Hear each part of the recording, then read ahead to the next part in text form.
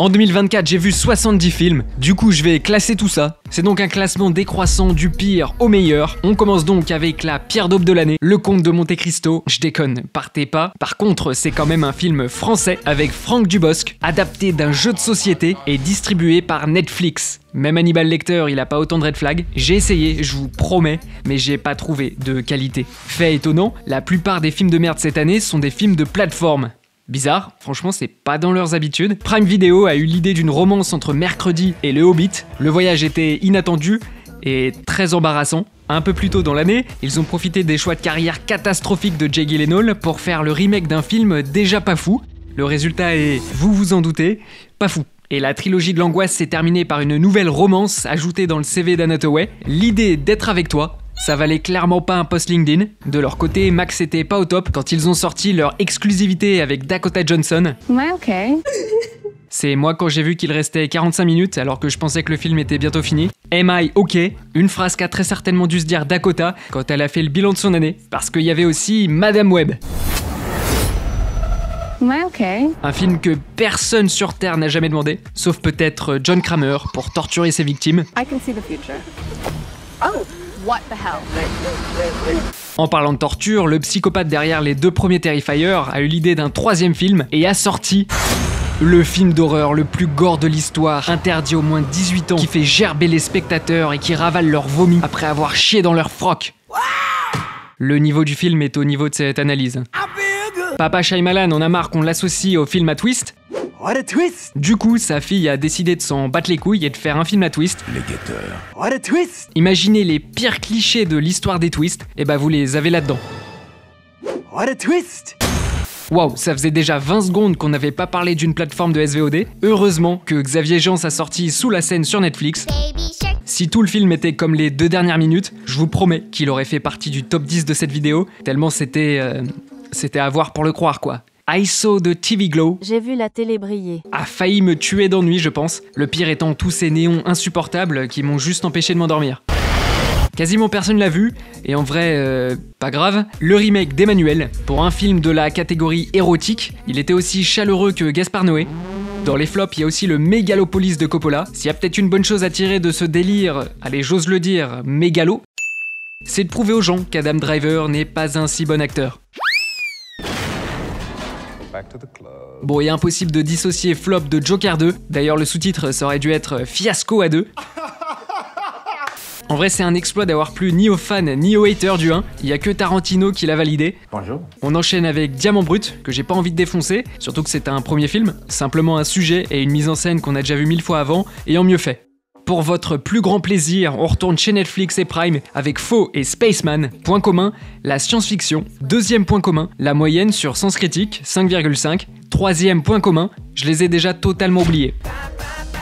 Vous avez reconnu la musique?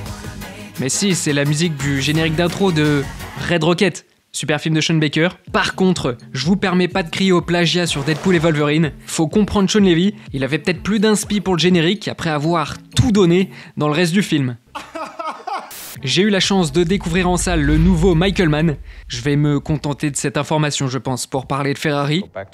Cette année, c'était aussi le retour de Jeff Nichols, après les super Mud, Take Shelter et Midnight City. Pour un film qui parle de biker, je l'ai vraiment regardé en pilote automatique. Dans la catégorie blockbuster très mid, on en a eu 3 cette année. The Fall Guy, qui comme son personnage s'est cassé la gueule au box-office. La suite, remake, reboot, j'en sais rien de Twister, réalisé par un spécialiste du grand spectacle. Et la suite, pour le coup, officielle, c'est écrit sur l'affiche, c'est le 2 de Gladiator, réalisé par Ridley Scott en personne.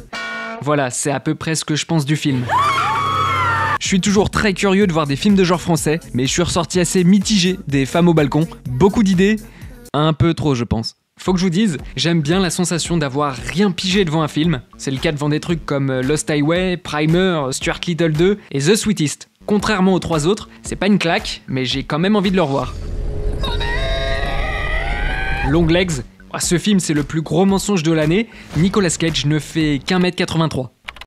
It's funny. Pas de vague, c'est ce que dit le proviseur de François Civil, avant de potentiellement le virer de son collège. Pas de vague. Le traditionnel film sur l'école qui sort chaque année et qu'on ne reverra sûrement jamais. Lady Gaga. Le prochain n'est pas encore sorti en France, donc c'est une critique exclusive que je vais vous donner. A Different Man, c'est décevant. Un bon cliché de ce que représente A24 et le cinéma indé, de la péloche, un peu de body horror, du fantastique mais quand même pas trop, et des métaphores. Parfois, faut moins se la raconter et faire un truc comme ça là, paf! J'ai tellement aimé que je l'ai acheté en DVD. Cette année, Sydney Sweeney a donc été appelé pour une comédie romantique et un film d'horreur. RAS devant Immaculée, jusqu'à la scène de fin, qui fait passer le film d'un 5 à un 6 sur 10. Bah ça a l'air de te faire plaisir. Le plus gros carton du cinéma français, plus de 10 millions d'entrées, premier film, la comédie populaire de l'année, un petit truc en moins. Dans le même genre, on a eu Nous les Leroy, vraiment l'exemple parfait du film sympa. Pas du tout dans le même genre, on a eu Le Jeu de la Reine, qui attention n'est pas la saison 2 du Jeu de la Dame. C'est un drame historique assez prenant, avec Alicia Vikander et Jude Law, que j'avais pas reconnu. C'est le moment des aveux, j'ai préféré Beetlejuice que Beetlejuice. Oui, d'ailleurs je pense que le troisième film s'appellera Beetlejuice. Je connais cette théorie, oui. Papa Shyamalan a donc prouvé qu'il était meilleur que sa fille, avec Trap. Sur l'échelle de la cohérence, on n'est pas loin du niveau de prédiction, avec Nicolas Cage. Mais sur le divertissement, on n'est pas loin de prédiction, avec Nicolas Cage. Quel plaisir de voir Josh Hartnett passer du coq à l'âne. May December de Todd Haynes m'a bien mis dans un inconfort total, aussi glaçant que ce sourire de Nathalie Portman. Et pour terminer sur les thrillers avec une affiche rouge, on a When Evil Lurks ou Cuando acecha la maldad. Oui, c'est argentin. Le film qui a tranché un dilemme qui me trottait en tête pendant des années. Je suis team chat plutôt que team chien. Une troupe d'acteurs qu'on n'aurait pas forcément vu ensemble, un film d'1h20, une fin un peu décevante, aucun doute, on est chez Quentin Dupieux. L'avantage avec lui, c'est qu'il est régulier. Si je peux me permettre. Vous avez aimé X, vous avez aimé Pearl, vous avez pas aimé. Maxine fucking Minx. Ouais, à peu près tout le monde a chié sur le film. C'est décevant, je suis d'accord, mais bon, il y a Mia Goth qui éclate des burnes, faut pas l'oublier. Je vous éclate les bites. Le plus gros retournement de situation de 2024, c'est quand même d'avoir vu deux acteurs de 18 ans éclipser Adèle Exarchopoulos et François Civil. L'amour ouf, enfin surtout sur la première moitié. L'amour ouf, c'était le cas entre Lily Rose Depp et le mec qui joue toujours des gens très sains d'esprit. Narration assez laborieuse dans ce remake de Dracula. C'est le Robert Eggers que j'aime le moins. L'amour ouf, c'était le cas entre Paul Mescal et Andrew Scott. J'ai compris que tu voulais me faire chialer. Et l'amour ouf, c'était aussi le cas entre Priscilla et Elvis Presley. Je retire ce que j'ai dit. Peut-être un de mes films préférés de Sofia Coppola. J'étais curieux de voir Dev Patel en John Wick sous chimpanzé. Ça bastonne bien comme il faut. Dommage, il y a 20 minutes de trop. Le vrai retour à la planète des singes s'est effectué début mai dans un nouveau royaume. C'était pas gagné de passer après une trilogie très appréciée. Je dois dire que j'ai été agréablement surpris par la qualité.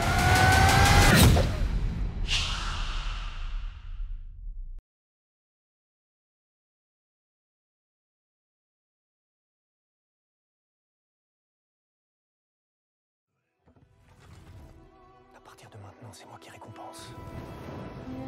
Et c'est moi qui punis. Qui êtes-vous? Je suis le comte de Monte Cristo. C'est bon, on est passé à autre chose, t'es plus obligé de chuchoter. Succès amplement mérité, mais vous aurez remarqué qu'il est loin du top 10. La faute à des résolutions un peu trop rapides et pas assez satisfaisantes, je trouve. Dans le genre exercice de style casse-gueule, la zone d'intérêt c'est pas mal. Malaise total pendant 1h45. Je vous conseille vivement Under the Skin et Burst pour ceux qui souhaiteraient découvrir un peu plus la filmo de Jonathan Glazer. Bon, lui aussi est en surproduction totale. C'est notre ami Yorgos, c'est pas simple de juger un film à sketch comme Kinds of Kindness, du coup je vais pas le faire. Fede Alvarez a compris que la chose la plus flippante de l'univers Alien, c'était le facehugger. Il l'a même foutu en gros sur l'affiche, ce qui donne logiquement un des films les plus effrayants de la saga. En Allemagne aussi, c'était le traditionnel film scolaire annuel, victoire allemande par KO avec La Salle des profs. Le seul bon film Netflix de l'année, Le Cercle des Neiges. C'est une intrigue qu'on connaît et qui a déjà été adaptée plein de fois, mais jamais avec la BO de Michael Giacchino derrière, qui en plus a repris un de ses thèmes de Lost. Love Lies Bleeding était le film que j'attendais le plus de l'année, simplement à cause de ce plan et de cette musique, qui n'apparaît pas dans le film. Voilà, je m'en suis pas remis. Résultat, un chouïa déçu, mais j'ai quand même passé un super moment. Et La Bête, ça serait pas la suite de La Belle et la Bête? Tout le monde a fait la blague sur Twitter, mais je voulais quand même la refaire. Pas simple de s'enfiler les 2h30 de ce truc. Un des films les plus sous-cotés de l'année, Hitman, avec Glenn Powell et Adria Arjona. On n'est pas loin de La Belle et la Bête. Également sous-coté, Late Night with the Devil, avec l'acteur qui squatte tous les films de Denis Villeneuve. C'est fort d'avoir réussi à renouveler le found footage. Je fais partie de ceux qui ont pris un pied monstrueux devant Emilia Pérez, qui va peut-être aller chercher un Oscar, on sait pas. Je pourrais le revoir juste pour la musique d'intro. La Malédiction, l'origine. Bon, faut que je vous avoue un truc, j'étais littéralement paumé en voyant le trailer de ce film. L'origine de quoi? C'est une suite à un truc connu, la malédiction du Black Pearl, je comprenais rien, jusqu'à ce que je découvre l'existence de la saga La Malédiction, avec notamment le 2, Damien. Du coup j'ai vu le préquel avant tout le reste, et j'ai quand même tout compris. Presque 10 ans après la claque monumentale qu'était Fury Road, George Happy Feet Babe le cochon Miller a décidé de sortir la suite, enfin le préquel, centré sur Furiosa. Passé la frustration du rythme très différent d'un Fury Road, faut avouer quand même que ça dégomme. Encore une foutue suite que j'ai aimée, Vice Versa 2. Mieux qu'une séance chez le psy, si vous voulez mon avis. Mais bon, alors celui-là, je vois bien la réal se dire ils vont bien galérer pour se rappeler du titre. Par contre, je me souviens bien du... On rentre dans le top 10 avec Miséricorde d'Alain Guiraudy, un film Malaise TV qui m'a filé des sueurs de cringe, je suis pas prêt de l'oublier. On se fréquentait pas beaucoup, hein. Et moi, je t'appréciais. Le meilleur film d'animation de l'année, en même temps j'en ai pas vu des masses. Et bah c'est Le Robot Sauvage, qui d'ailleurs se nomme lui-même comme ça. Je suis un robot sauvage. Ce tas de cambouis, comme dirait C3PO, a réussi à me faire chialer 2 fois. On prend les mêmes et on recommence, Yorgos et Emma, dans un film que je vous recommande vraiment de regarder, en famille. Pour notre plus grand plaisir, Zendaya a eu plus de temps d'écran dans la deuxième partie de Dune. Je vous rappelle que c'était 7 minutes d'apparition dans le 1, ça faisait cher la minute. Zendaya qu'on retrouvera bientôt dans le prochain Christopher Nolan. Bon, du coup pas sûr qu'elle ait beaucoup plus de temps d'écran. Alerte film traumatisant, la scène la plus effrayante de l'année est sans aucun doute dans les chambres rouges. Les chambres du Darknet ou Dark Web, j'ai jamais su comment on disait, parce que j'y suis jamais allé. Déjà que j'avais peur de...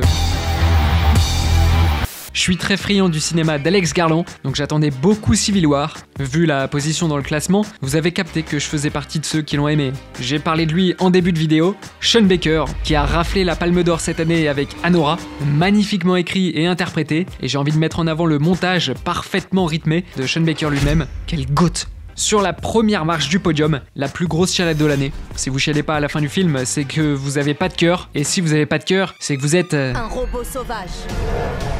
Le meilleur rôle de Zendaya, c'était pas celui de Shani, mais de Tashi dans Challenger. Challengers, j'ai oublié le S. J'enlèverai pas une seconde, c'est un film quasi parfait pour moi. Mais le film parfait de 2024, c'est bien.